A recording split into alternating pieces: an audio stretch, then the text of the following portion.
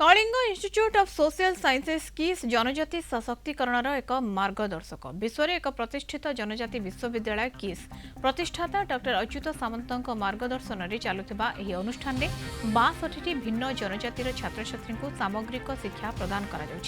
40,000 अधिक पिला वर्तमान पढ़ुंट प्राय 40,000 पिला पास आउट होती विभिन्न स्थान में कार्य करुर सबुठ बड़ विशेषत्व होउछि अति गरीब जनजाति परिवार पिलामानकु केजी रु पीजी और पीएचडी पर्यंत संपूर्ण मागणारे शिक्षा सह रहिबा खाइबा स्वास्थ्य सेवा एवं वृत्तिगत तालीम प्रदान करुछि। ए अनुष्ठान को ओडिशार गर्व एवं गौरव बोली कहुछि। तेणु किस एवं यार प्रतिष्ठाता गोटे निर्दिष्ट गणमाध्यम अपप्रचार करुथबारु विभिन्न वर्गर लोके याकु निंदा करुछन्ति। डॉक्टर सामंतଙ୍କ आदिवासीଙ୍କ विकास पई जे काम करुछन्ति ताकु किछि लोके सही पारुनाहांति केवल ईर्षा परायण होई आक्षेप करुवा कहुछि। नहीं डॉक्टर अच्युत सामंत जड़े मिष्टभाषी भद्रलोक एवं से समाजसेवा क्षेत्र में तांकर जहाँ दान विशेषकर शिक्षा क्षेत्र में ता निश्चित भाव में अतुलनीय एवं तांकु जड़े माने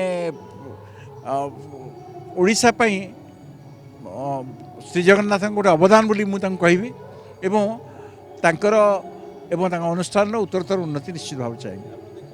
नहीं व्यक्तिगत भाव करने को उचित मन करना मोर छोट बेल कथा कहबी जितेबाला आम गोटे संघर्ष करने जाऊँ से गोटे मन में डर थाए आदिवासी पिला हिसाब से किए आमको हेय ज्ञान करेनि तो ठीक से बेले गोटे संस्था जे कि KISS Kalinga Institute of Social Science मु तो बहुत पिला प्रत्यक्ष भाव में आसी माने से माने किस रु जाइए रग्बी खेलुंट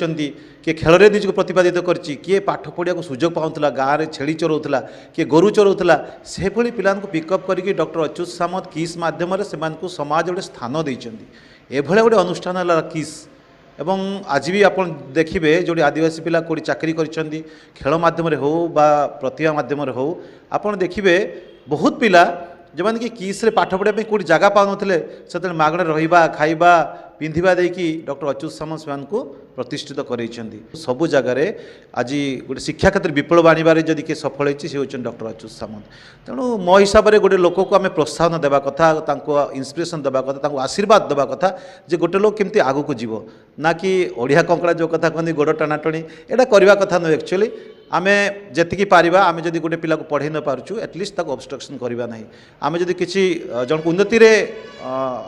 आसी पारन साहाय्य ताको अवनति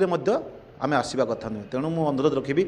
आदिवासी पिलांई जे मेसिया साजिंट जे आदिवासी पिला